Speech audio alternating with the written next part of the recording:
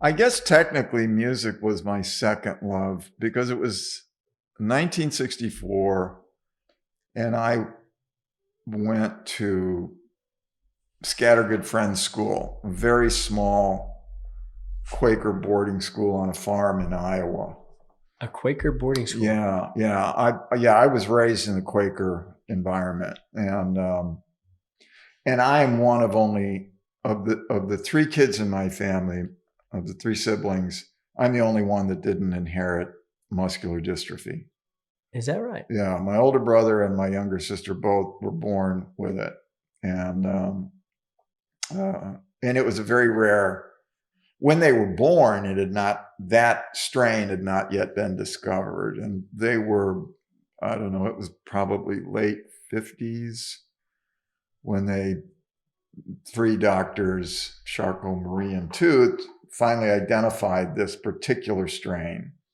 But everybody thought that they'd been born with polio, and it wasn't. But I didn't get it. My brother and sister did. My brother, we were very, very close as kids. And my brother, who was an academic, man, he was a giant, intellectually, academically.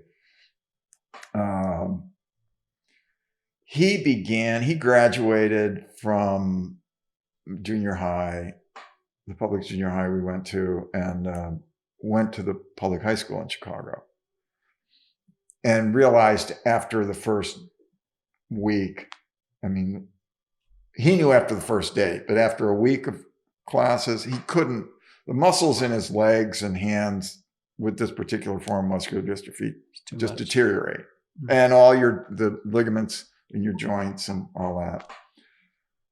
And then long-term is you lose your muscle, you lose your ligaments, you lose any cushion. So you're living with bone on bone pain in all your joints, throughout your body. And he just couldn't move fast enough to get to class in 15 minutes from one end of this massive building that housed 4,000 students and, to the other end of it.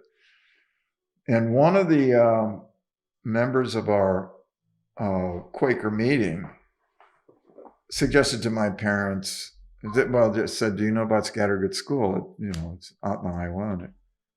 And they were very interested, and they asked Fred if he might be interested. It's on a farm, and he was like, "Yeah."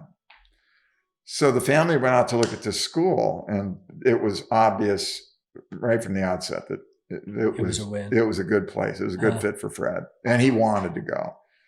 And I told my parents on the way back to Chicago, I said, I gotta go. You gotta let me go with Fred. You gotta let me go with Fred. And because I just didn't want to be away from him, Yeah.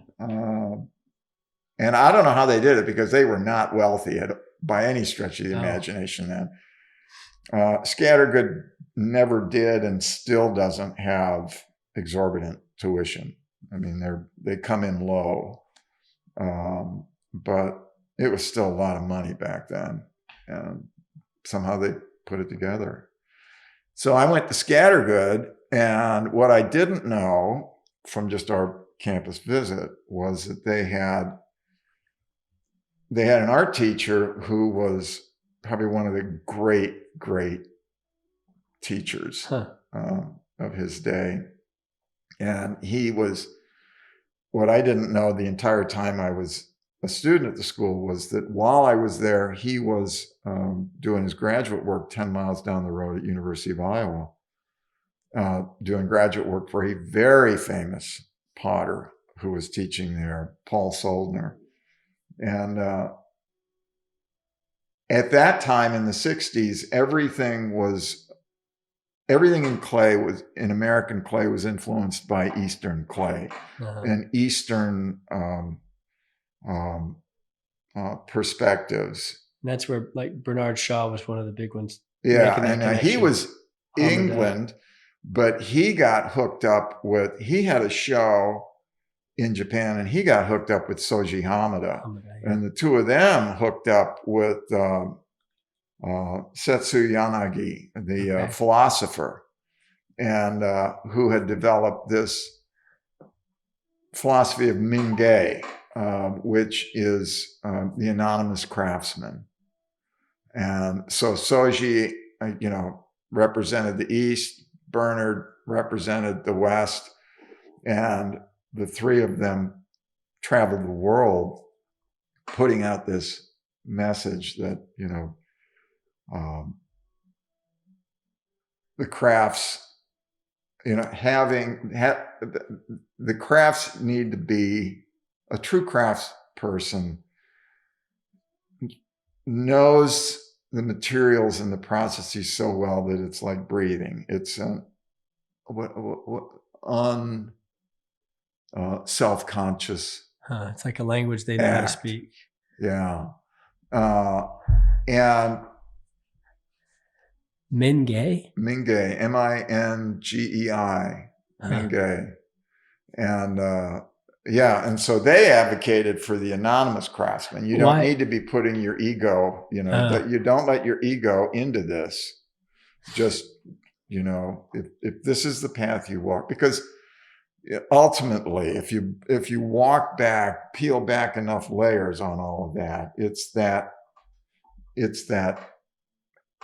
kind of Zen philosophy at its root, where there are many paths up the mountain, but they all go to the same place. And the place they're going is an enlightened state of being.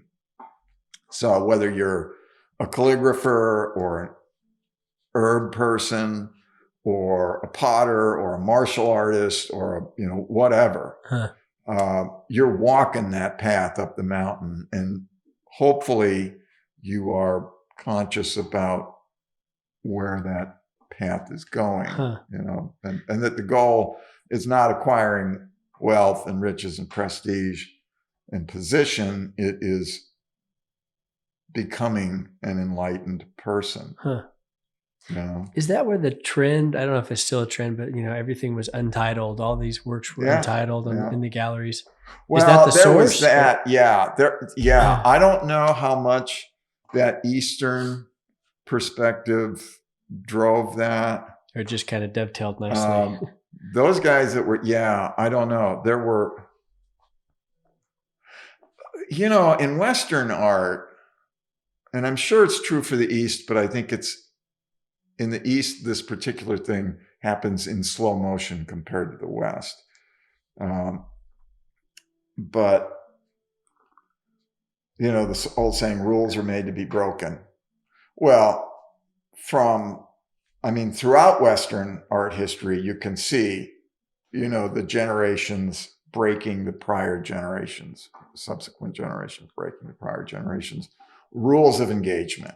And, in the arts, it was like the classicists, the neoclassicists were doing all this really tight, intense detail and very, very highly representational.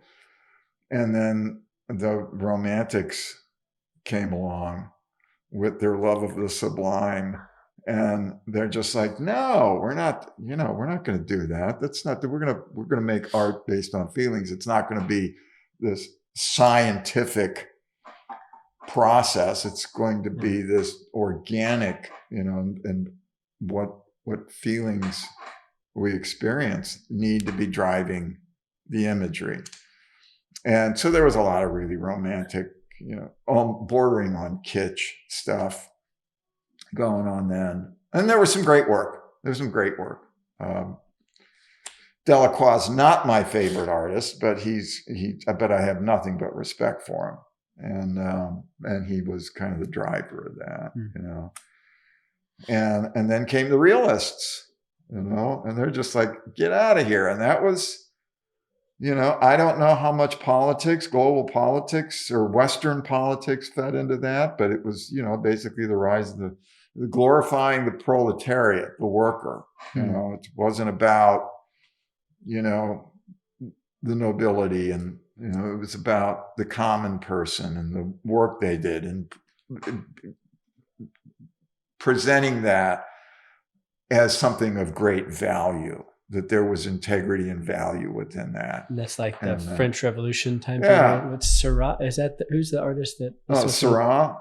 Who's the one for that period? The pointillism No, I'm thinking of the wrong one. I'm thinking of a dead guy in a bathtub. Oh, yeah. The dead guy in the bathtub. It's okay. Yeah, okay. But then, and I'm not going to give you an art history lesson, but these were, at those times in our collective history, those were really, people were intellectually informed. You know what happened when the printing press came about and anybody could read? Yeah. It was like, holy shit, man. Yeah. That's power, So these people were all about philosophy and, and arguing it back and forth. But then as we got closer and closer to the 20th century, and then, you had the Impressionists and then the Faubs, I think, were the first ones that as much as the Impressionists pissed everybody else off, all the academics, the traditional painters, it was nothing compared to what happened when the Faubs and beyond hit, and you got into constructivism, deconstructivism, you got surrealism, and then the Holy Grail, abstract expressionism. But and so the rules that were getting broken and this is my personal take on, this is how it makes me feel looking at the history of rule breaking in the arts. I feel like the closer we get to the present, the rule breaking is serious, but it's almost,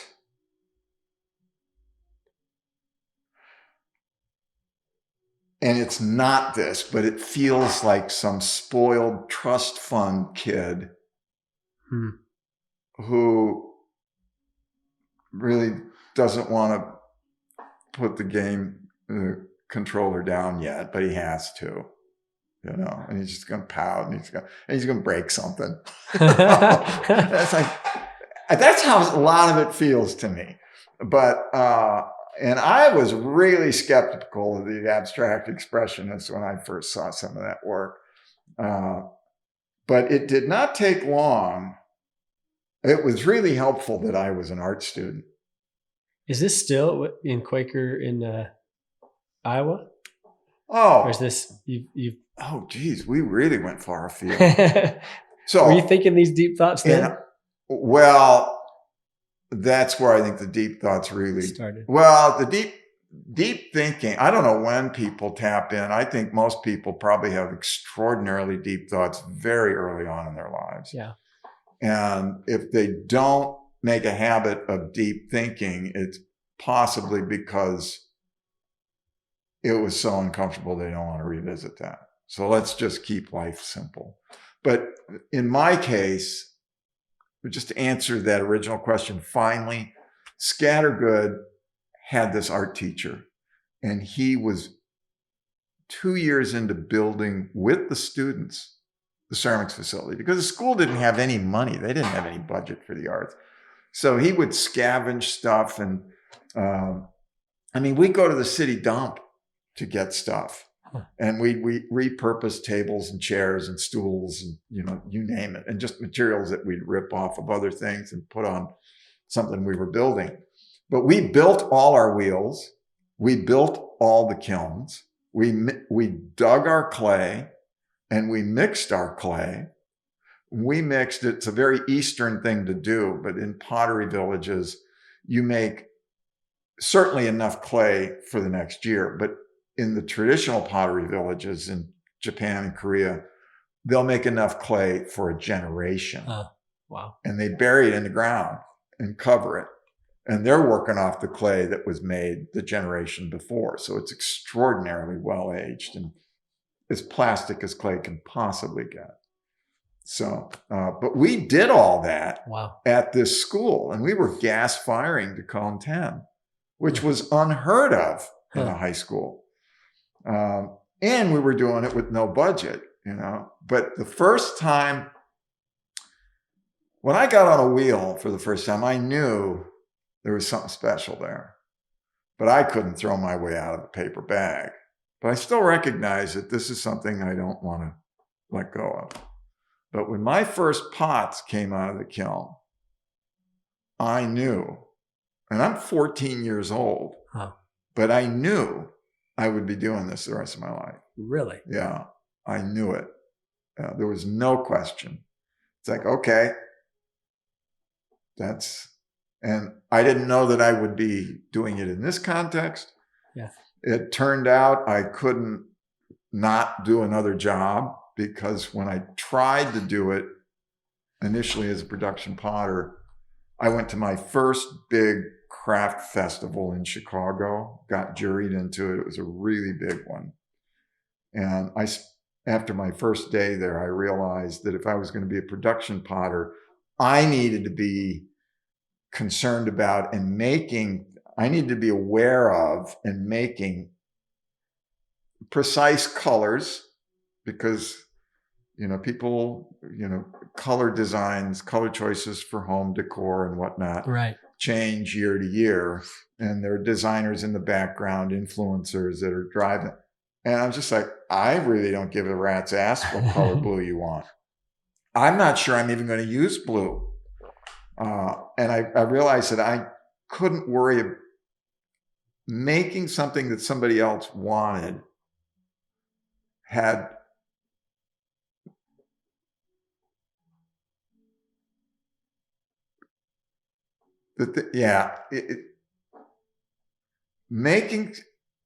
I love making things that other people want. Yeah. I'm trying to figure out how to say this. Right. Letting that dictate your course. It is medicine to me when it is obvious that somebody is excited about something I've made. You know, it's just like, wow, you know, because essentially we live in isolation. You may be married, you may have a harem, you know, you may be surrounded by a family of 20, you know, all of them love each other, but you are going through your life alone because there is always that. And so to see a connection with another person that is something that is tangible and true and real in your life, and you recognize that they have that, you know, it's like that spark that spans the synapse, you know, it's like, yeah, now those two moments are one, you know. So that turns me on, but I don't want somebody to come through the door and say, Paul, I need 40 mugs with this logo on them. I need them to be 10-ounce mugs. I need a chiseled lip. I need this. I'm sorry, you got the wrong person. I'm not doing that. Yeah. You know, when I come into the studio, it's the only reason I'm still doing this stuff since 1964 when I started is because it's as big a mystery today as it ever was. But that's where it happened, at that school. Yeah. And but the first deep thought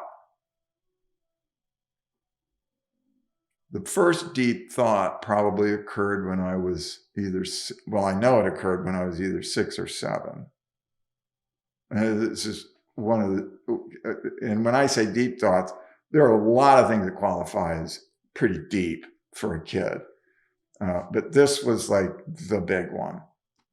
And somebody older than me, a kid, but older than me, it might have been one of my brother's friends, and they were 2 years ahead of me in school.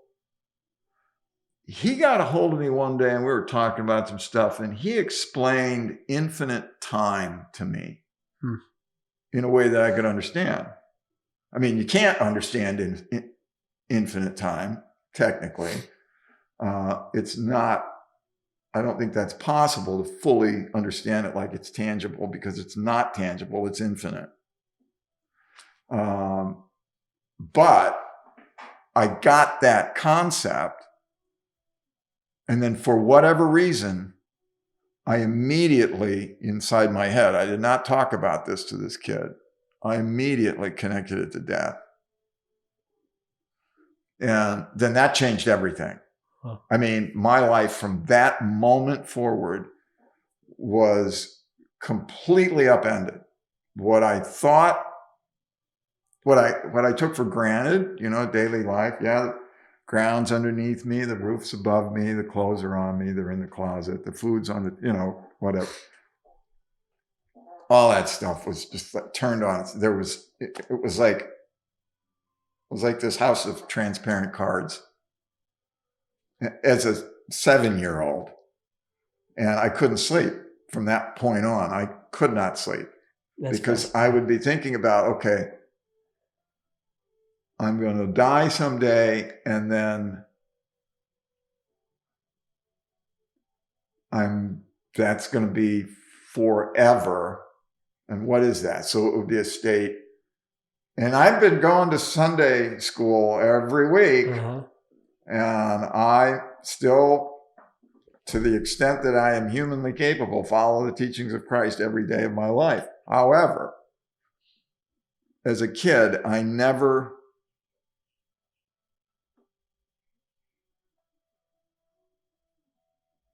I stopped trusting anything that was said in a religious setting. And as I got older, but I couldn't sleep because I would spend hours every night, and and when I did sleep, I'd wake up in a cold sweat, trying to understand time that does not end and a complete absence of awareness. Even though I'm hearing all about heaven and,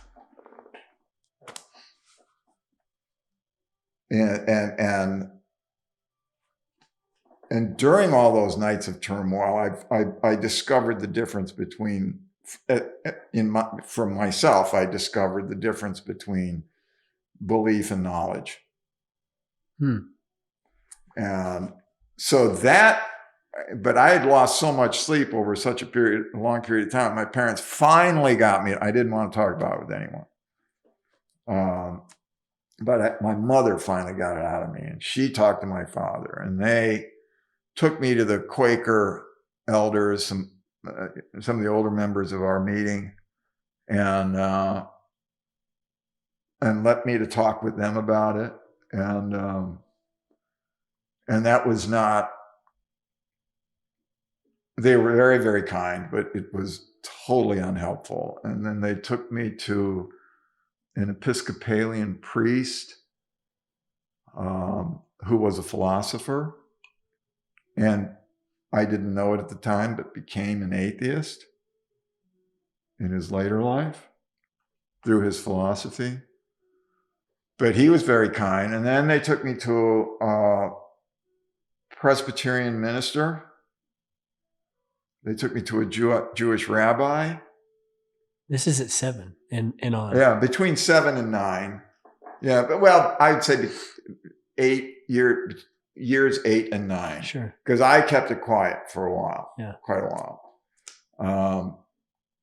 But yeah, and every time they would drop me off, and it was at the appointed time, and I'd go in with the person, and it always followed the same thing, So you have questions for me? You have concerns about things that you want to understand more?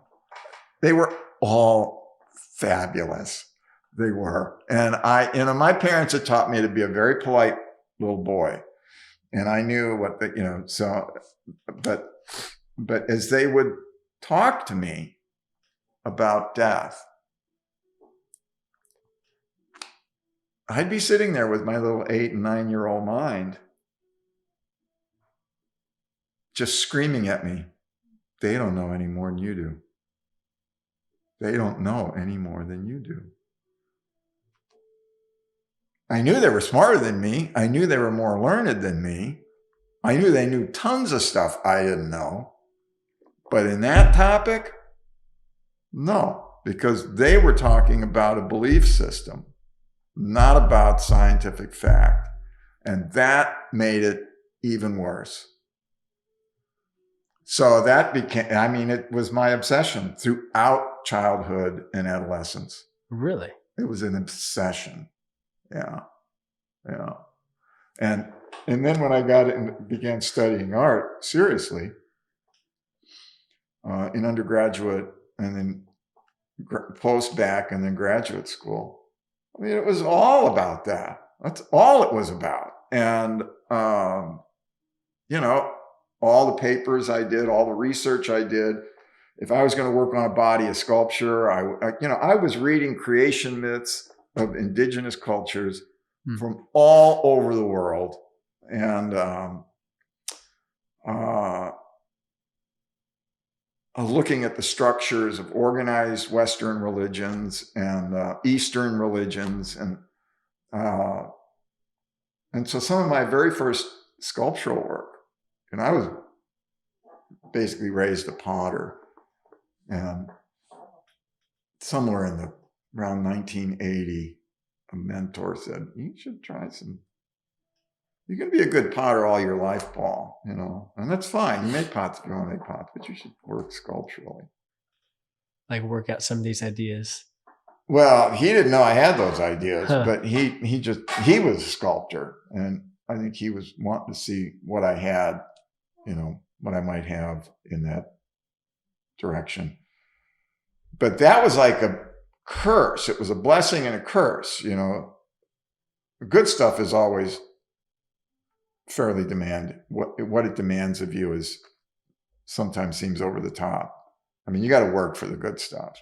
Yeah. So ultimately it was a blessing, him telling me, because you don't tell a mentor, heck no, I'm not doing that. You go do it. Right. But I thought to myself, what do I possibly have to say that has enough value that it's just going to take up physical space? Nobody's going to eat their soup out of it, drink their coffee, serve their turkey on it, put their flowers in it. It's just going to sit there. So it damn well better have something to say that's real. Even if the person who's looking at it, the viewer, doesn't know what it is, but it's obvious that thing is speaking. Right? So what do you have to say, Paul? And that question can be distilled down to, who the hell are you anyway? Who are you really, Paul? And so that was, I wish everybody could have that exercise. And for me, it was, in a way, it was life or death, for me with that topic. And I wish everybody could, but I had to really struggle to figure out what I was going to do sculpturally. But once I got in the door, I started my initial sculptures I was looking at photographs of, everybody from the Pope to Orthodox rabbis to Yaqui shaman, and you name it. I'm just looking at I had these images everywhere, because these are people who are leading their flocks, who are supposed guides, direct conduits to what is invisible to the rest of us. And so I just had these images around, and I'm like, and it got to the point I was questioning my Christianity. It's like, well, Christians have got as much of a warring history as any other major religion. any other group. What's so special about them? Well, then you find out about Christ. I have almost no time for Christianity now, but I have all the time in the world for anything Jesus Christ had to say. I mean, I think, anyway, that's a whole nother thing. But what an incredible, it was a raucous period, but because every time I walked into the studio, I had to go through it again, because I just did not trust myself, to be honest, and not take some easy route through the process. Oh, people like this, so I'll just work this way. It's like, no, that's you without your clothes on, sitting on that pedestal. So you better get it right, And so, yeah, but that's what everything was. Wow. And even now, I realize that with the pots are about serving others. That's what it is, and about sustenance. And that's on this side of the Great Divide. And so it's like, I feel like a cancer survivor who, you always hear, well, I didn't ever realize how rich this life was. I mean, even a breeze, or the light coming through the trees, or that, I'm so much more aware of it now that I've had this brush with death. And, well, yeah, no shit.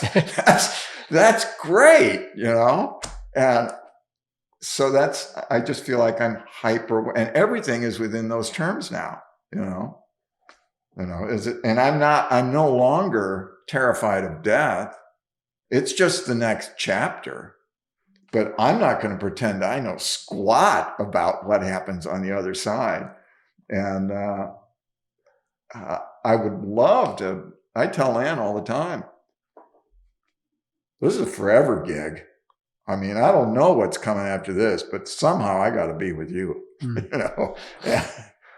I've had people kind of poo-poo me with that, or gently try to let me know that I'm not going to be worried about any of that stuff then. And I'm thinking, what are you talking about? This perspective, this is pretty hardwired. I don't know that all of this, But the one thing that helped me get through that trauma might have been the end of high school or the beginning of undergraduate school. But it's this basic premise in science. Energy cannot be destroyed. It's transferred. It's transferred. Voila. It's like, yes, I do believe that my energy will exist forever, whatever forever is. And that's enough. And and it's just like these damn pots. I've probably made 20,000 or more bowls in my life. But every single one of them is another step up that mountain. I mean, it's a totally unique thing. It holds as much mystery as the first one I did. And that's the way I like it. Yeah, that's not production pottery. No. That is not. It is not. Yeah. Sometimes, although you produce I try to make a bunch of work, because the more you work, it's that Mingay thing. If you do it enough, it becomes like breathing. But that doesn't mean you just turn off your intellect or your critical powers of observation and analysis. It just means you don't have to worry about what position your body is in, or whether you're taking a breath or letting it out during a certain part of the process. And that's helpful, So making the same form over and over again gets it closer to an activity that is like breathing, that is unself-conscious, but that frees up the rest of your mind to really, feel the aesthetics as that line shifts ever so slightly as it's being formed. And then where that line, its ending position is. You just find it, but you get to spend all this time meandering that little topographical line as that pot grows, and feeling that to know when it's done. That's, I mean, it's magic every time. Man. So anyway, so I probably did all that to not answer whatever question. No, that's exactly, I mean, that's my favorite subject to talk about, the one you just landed on. So, and it reminded me, like, deep thoughts as kids, I had a recurring nightmare when I was a kid about that same topic, where it was a king on a throne, and it's like a perspective, like linear perspective. Mm-hmm. And it was always going away. It was always the same distance away. And I was going towards, I could never get there. Oh, yeah. And it ruined me. Like I remember it was a reoccurring nightmare. And later on I could, have some interpretations that have informed my faith. Yeah. Oh yeah. Yeah. I don't think our culture recognizes the power of the young mind, the ability, its ability to perceive and absorb. I don't think we get it, because it's all there. It is a blank slate. Yeah. And so I do think that children can touch the edges of infinity. I think there are moments when most children do. Yeah. The veil's a little thinner. Yeah, but yeah. It's a magical but terrifying time of life. Well, as you were talking, and you're sharing this, that doesn't seem like a normal response to those initiations as a kid. And I was reading this morning as I'm making my omelet, Samuel, listening to the call of Samuel, and he's like hearing this call, and he goes into Eli, "What is it?" And he's like, "It's not me." Yeah. Next time, ask for the Lord. I say, "I'm here. Speak."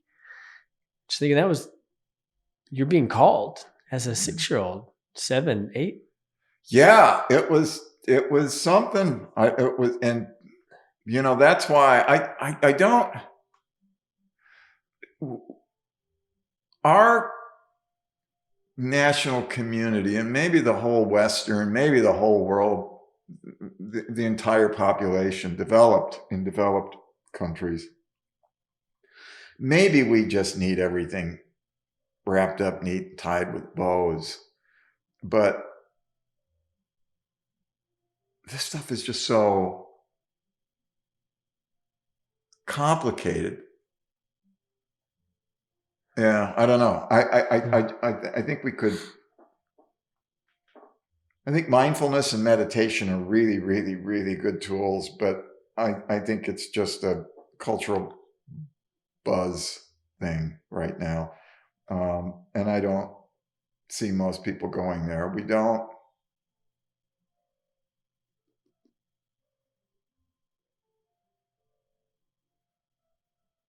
want to do the hard work anymore. I think delving into something, anything,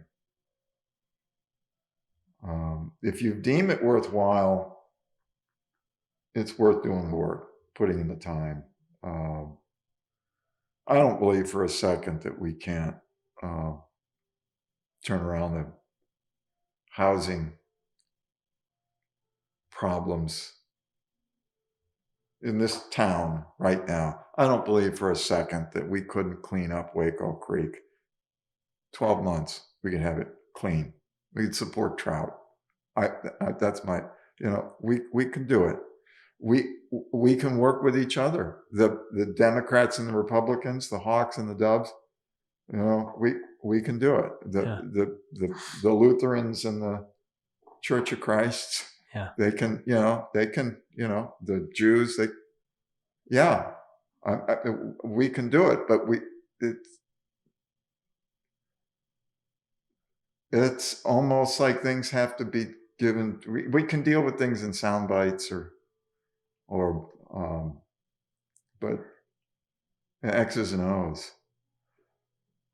And I think that's and that's one of the reasons I am so grateful that I was led. And I think where all that came from was this whole notion of being led and what that phrase means to me, because it's real easy to say, have a blessed day, or, I've been led, or, I feel like God, but what is that?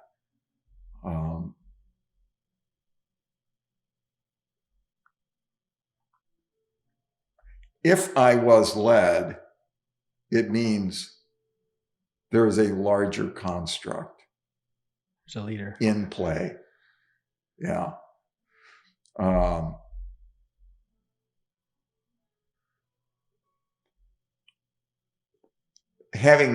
When I met Anne, I've had plenty of time now to think about it, but I knew as soon as I saw her, and I thought, what if you hadn't come to Iowa to do your grad work? Because they only accepted me conditionally, and that's where I met her. At the job I was working up there. And so is this all just a grand plan? Your first kid in a horrible marriage and issues with recreation and, I mean, all that, just that whole milieu of stuff. But that's a plan.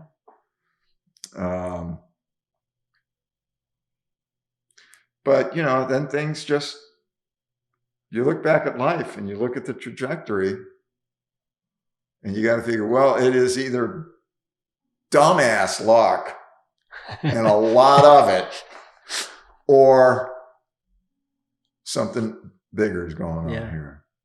And, I think I've hit my sweet spot with,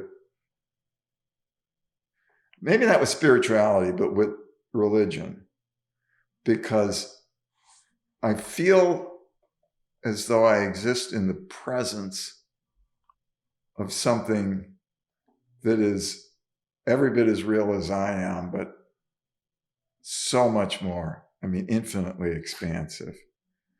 And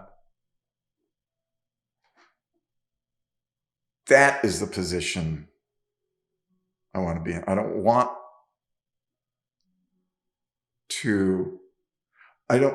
to ever develop the arrogance to pursue more than that, because I don't think more than that is available on this side. So I would start making my own construct. I would start building my own church. That is where I get immediately uncomfortable. And so I don't know how much of this is going to air, but I don't even attend Quaker meeting now. And I love the Quakers. And I love what they have given me, and that I will carry with me forever. I love the Catholic Church as much as it makes it difficult to do sometimes. Anne's family, generations of Catholics. I am as immersed in Catholicism in the Catholic environment as I am in a Quaker way of life. And but I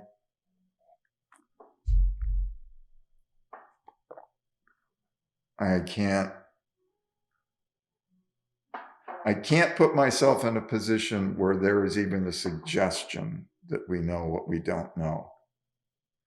So I tend to keep my own counsel. And that may be arrogance on my part, because, there was that recent movement in the arts where, the big philosophical question was, so the artist is shaman. So are they the prophets? Are they the prophets of this age? Are the artists the prophets?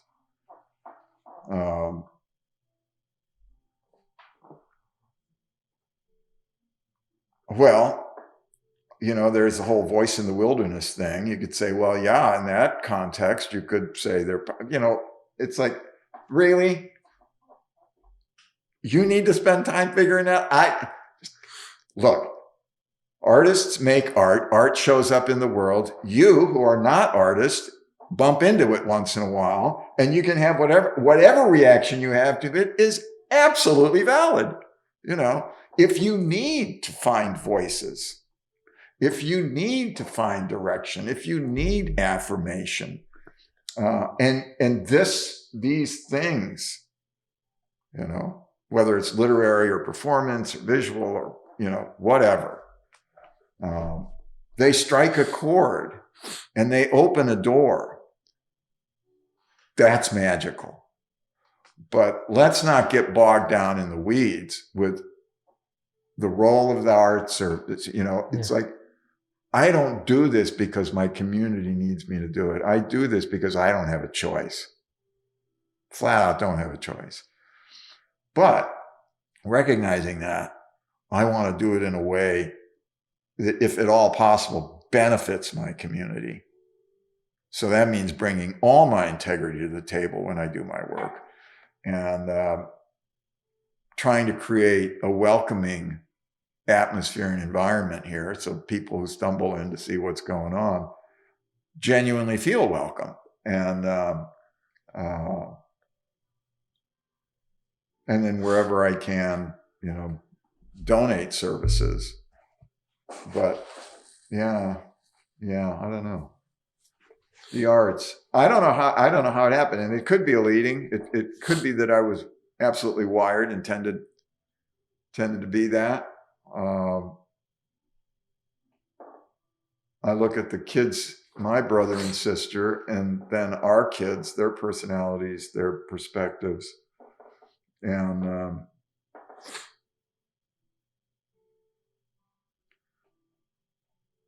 they're so incredibly, each one is so unique.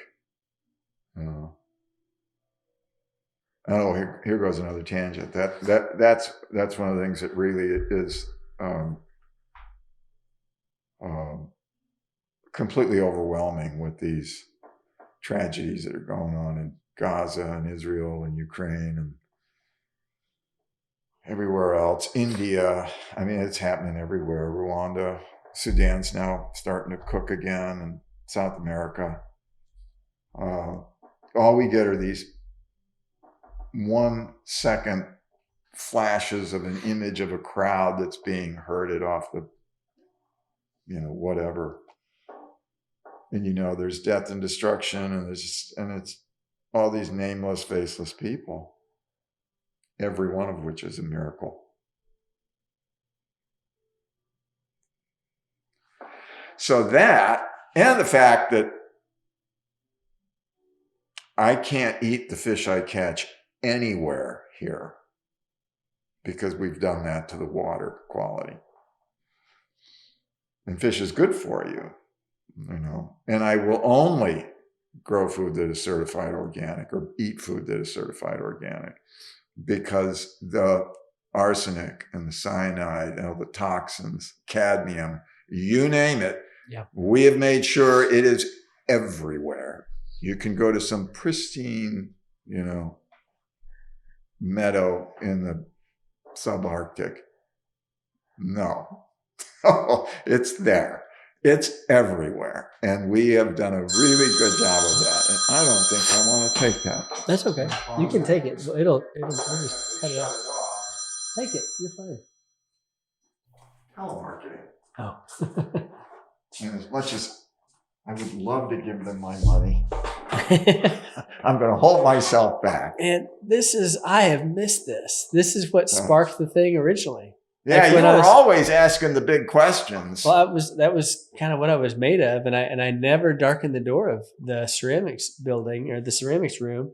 I kind of passed by thinking, oh, that's where the arts and crafts is. Yeah, well, they kept you busy in the other classrooms too. But I took one class and I was ruined. I was like, this is ruined. This is home. And you mentioned that about the universe of there's so much exploration. I remember putting it in the fire and coming out, and what you see was different. Wow, this is like a really collaborative art. Yeah. Where you're part of the process. And, and we haven't even gone there yet. That got you. It got my attention, because it's like, it's volcanic, it's geothermal, it's, you've got every primary element Yeah. You got air, water, fire, earth. Whew. Yeah. And you only get to do so much with it. But then you have to learn if you're going to, you don't just blindly throw your pieces into a kiln and turn it on and hope the fire is kind. You learn as much as you can about the clay you're putting into the kiln, Right. you know, how it behaves, this and that. You learn about its chemical makeup. So, because it's really important to know that there's chemically bound water in that clay that's got to come out during the firing. And, you know, the drafts in the kiln, how you know, there's the how wind. dirty or how clean the flame is. And I mean, the rate of climb in temperature. So you got to learn as much as you can about that, because you're still, even with all that knowledge, you're giving your piece to this force that is so much bigger than you and can operate at levels that you can only imagine. And you don't get to be in there with the fire. So it's, So it is. It's that mystery. It's just amazing. It's amazing. Are you mostly single firing, or do you bisque first? No, I bisque most of my stuff first. I have zero problems with single firing, but I just don't want to take the time to adjust all my glazes, because they've got to have a heavier clay content if they're going to be single fired. So yeah, I can take any glaze I've got here, but I've got to run tests on it and add more clay. Really? Yeah, because you've got to find the same rate of shrinkage between the clay pot and the glaze that's on it. Oh wow. Yeah. So was it mostly usually single fired, or did they bisque in antiquity as well? No, it was mostly single fired. Yeah. And I was more thinking of the metaphor of life that is the kiln and the whole process. And you taught me that, of just like looking for the metaphors, because they're everywhere. Yeah. I don't know if you tried to, but you did. Yeah. You know? Well, one big one, you know, that whole thing, big things come in little packages. That was always so flagrantly obvious to me when I was learning to throw. You know, because it took me 3-4 times as long, no joke, to everyone else, the slowest people in my class when I was a freshman in high school, to learn how to center clay. It took me months to learn how to center clay. And my teacher thought I would have given up. You know, he just fully expected me to, you know, not darken the door of the pottery anymore. And, but I would feel it, get it a little closer, and then I'd lose it. But I felt that moment. And then, you know, a couple days later, I'd feel it again. Maybe it lasts a little longer, or maybe I actually got the clay on center and then screwed it up opening it or whatnot. But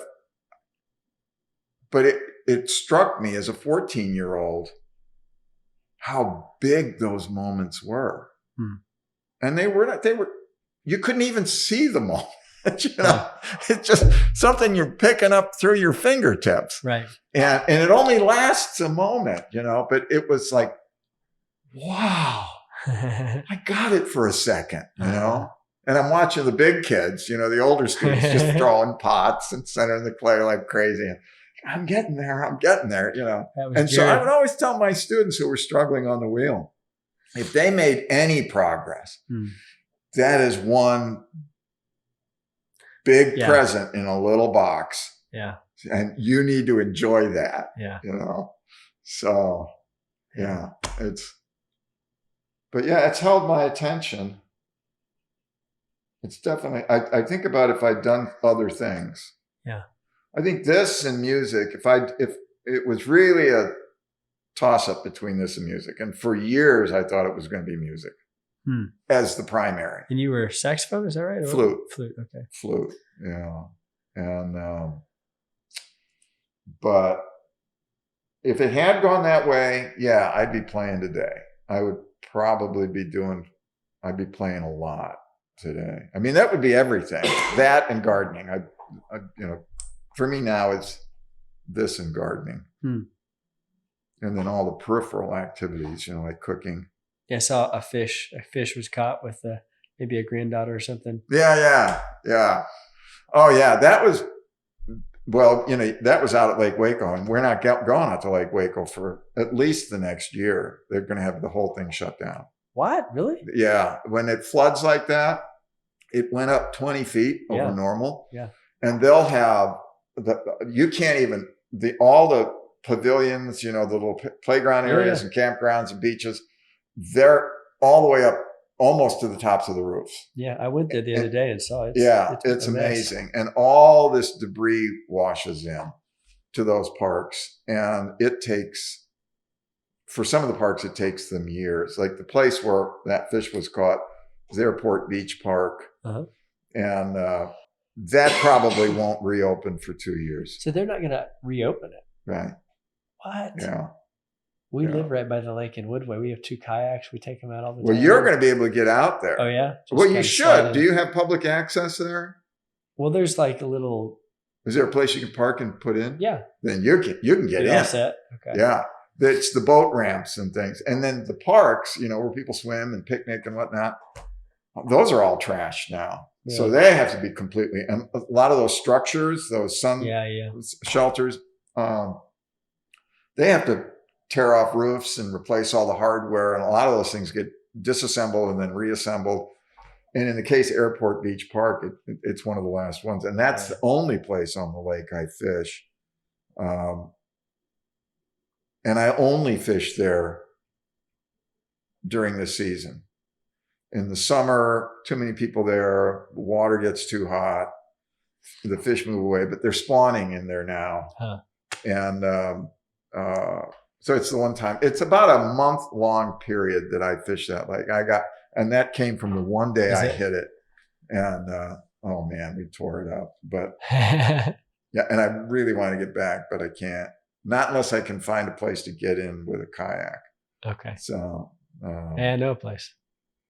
But yeah, I may have to find some new fishing territory working on that side of the lake. I hear it's good down there. I wouldn't know. I don't think I've caught anything my whole life. Really? I mean, I'm just not a good fisherman. Yeah. We got all the gear. My son keeps asking. I have a little 5-year-old now. He's like, Dad, next Thursday on Daddy's Sunday, can we go fishing? I'm like, we can go fishing. Do you ever go? I've been. Yeah. I mean, I have when they reopened the wetland, where the Waco wetlands are? Mm-hmm. They got flooded. So you couldn't get into them last week. Okay. I don't know when they're going to open it up, but they've got that little pond there where they diverted water from the bosque that comes in there, and that's what floods the wetlands. I was in there before the rains with Ann. We go out there to walk regularly, and we came around that pond, and there are all these fish, easy this big. Really? And they're all tossed up in the big reeds and things. And they were blowing so much water through that big valve that the fish were getting shocked and getting washed up on the shore. And it was just this. So it's a good place to fish. They got fish in there now. Yeah. And it's wonderful because it's quiet, very few people. And they got picnic tables there. You sit under the tree, and it's great. It's a great place to fish. And if I go down and bring my kayak down there, hey, let me know. I'll fish with your 5-year-old. Yeah, maybe you could show us a thing or two. Yeah. We can not be the blind leading the blind. Man, well, this is a good place to stop. There's a million things I want to ask you, but you can come anytime. We can just talk again. And I want to find out more about this Outpost pottery you got. Yeah, you bet. When I've been looking at what you're doing online. How long have you been doing that? Well, I emailed you when we came back in 2018. Right. And then I think the next year, so I had just bought a wheel at that point. When we were living in Malaysia, I just bought this little Shimco Aspire, the Nidec thing. Yep. and I'd take it up to the mountains. It was kind of my decompress time was on that little wheel. And I learned to center again after 20 years. Yeah. And man, I just got bit by the bug. So that was kind of like I joked that it was my therapy. Well, in a way, it is. It really was. Yeah. I can share more stories, but man, it did really unwind me in so many ways. And we got back here and we realized, oh, well, we might be here for a while. I thought I started 2 companies, and the one that I stuck with was Pottery because I just couldn't stop. Wow. Mm-hmm. But I kind of hit a niche of. I didn't know you were doing that. Yeah, it was hiding. I was definitely hiding in my garage for a good long season. Well, it looks good. Well, thanks. Yeah, and a lot. that trimming the tiles. Oh, using tiles instead of. That's crazy. Yeah, that's been a blessing. Wow. And it's so cheap. Yeah. So that's our best seller. That really and it's nothing new. Potters have been making these things for thousands of years. Yeah.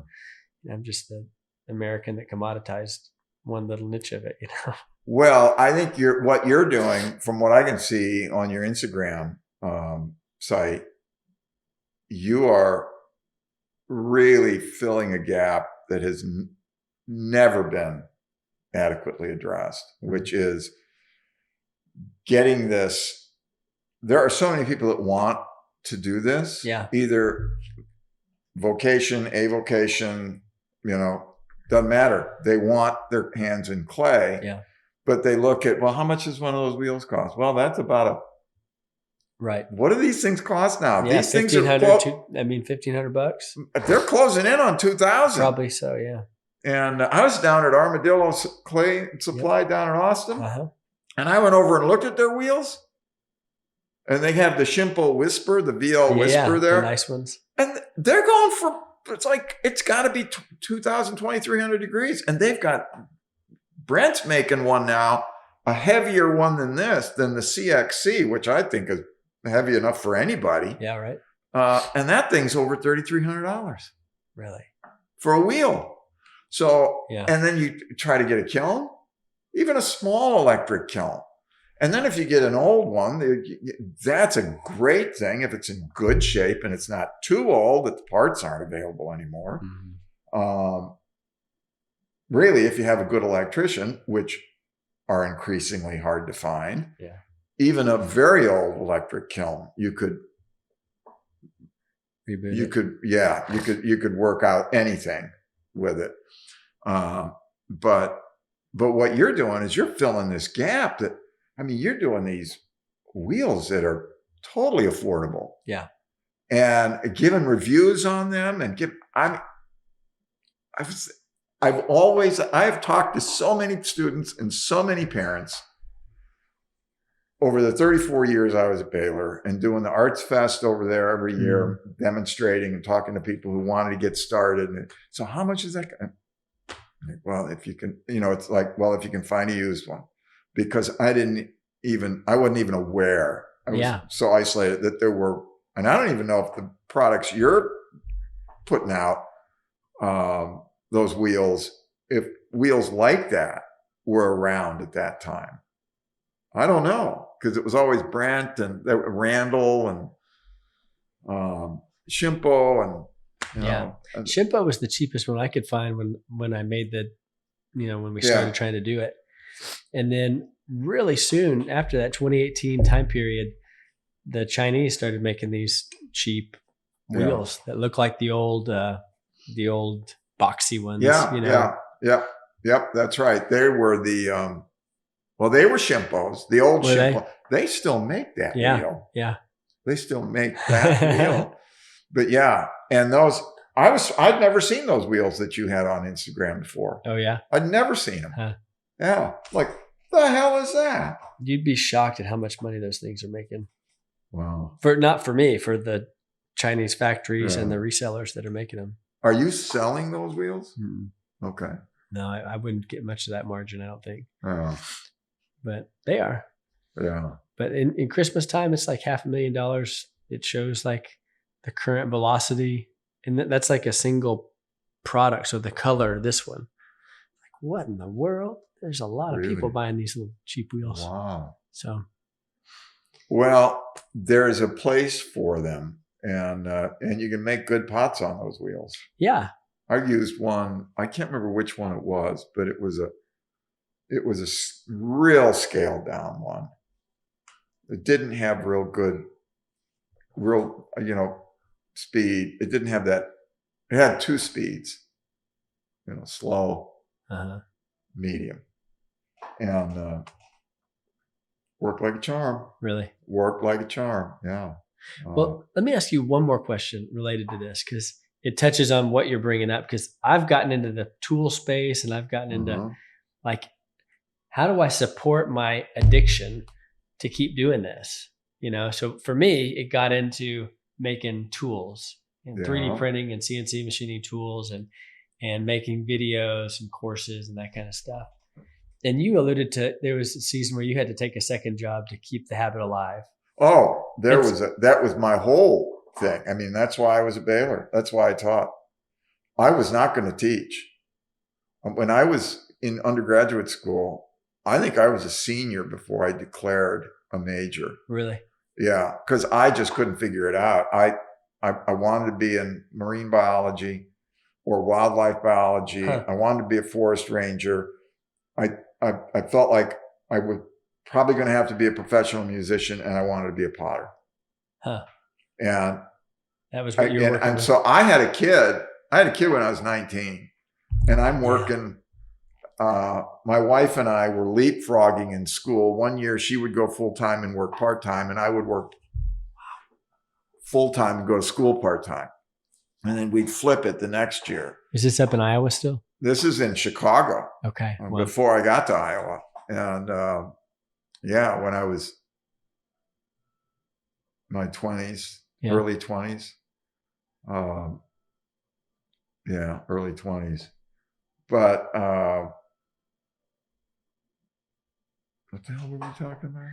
Just supporting that you wanted to do it, but you're supporting these other jobs. And it drove her crazy because I'm working minimum wage, no benefit jobs. Right.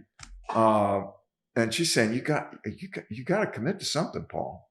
You've got to get a salary with benefits. You've got a family. I'm like, well, I can't. I got to commit to something. That means all this other stuff is off the table. I can't take anything off the table. And she finally said, "Look, you want to be in the studio?" I said, "Yeah." She said, "Go to Northern Illinois University, get your degree in art, and get art education, get certification, get a job in a school. You'll be in a studio all day long. It won't be your studio, but you'll be in a studio." Yeah. And I said, "The one thing I know I don't want to do is teach. I don't want to go into schools anymore." She said, "You got a family to feed." I said, "Okay, I'll do it." So I did it. And I had no idea that the school I was going to had what was considered at the time, and still is considered, certainly in the top 5 best art ed program in the country. Wow. And so I got some serious training. But I still didn't want to teach, but I did land a job when I got out. And then this is another thing. Is this coincidence, dumb luck, or is this a plan? I ended up, my first school that I taught in had a really good department. It was a big department. And we had a hearing impaired program. We were the only school that had a hearing impaired program in the state. Only public school. And so every class I had students hearing impaired and their signers, which was very interesting. But the faculty in that department, the art department, was phenomenal. Really? They were some of the finest teachers, and they cared about it. They were all formally trained art educators.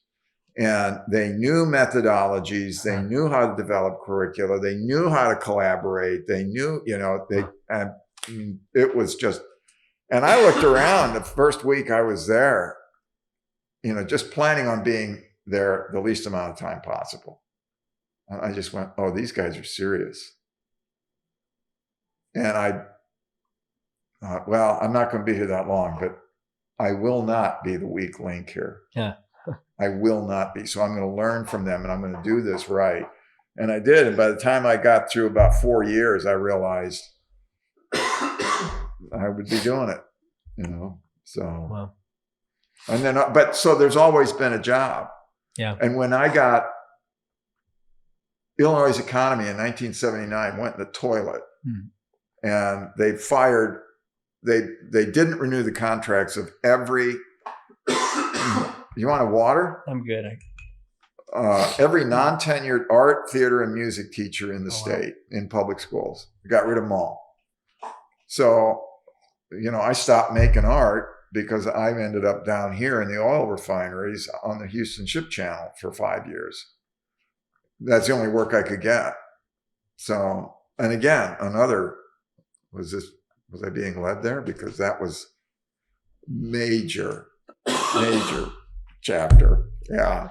Well, that'll be next time then. Yeah. Wow. So, but there's always been a job. This is the Yeah. first time since graduate school that this is all I do. So whatever job you do, whatever activities you engage in to make it possible for you to continue feeding yourself with this art form, get them as closely synced as they can. Yeah. If you want to believe in it, so you get some sustenance from that too. You know, most people don't sit down to a meal of one thing. You feed yourself, you nourish yourself physically by a little rice here, a little fish there, a little steamed asparagus there, you know, and they all, so this is my entree. But, you know, there are a lot of things that feed into that and support it.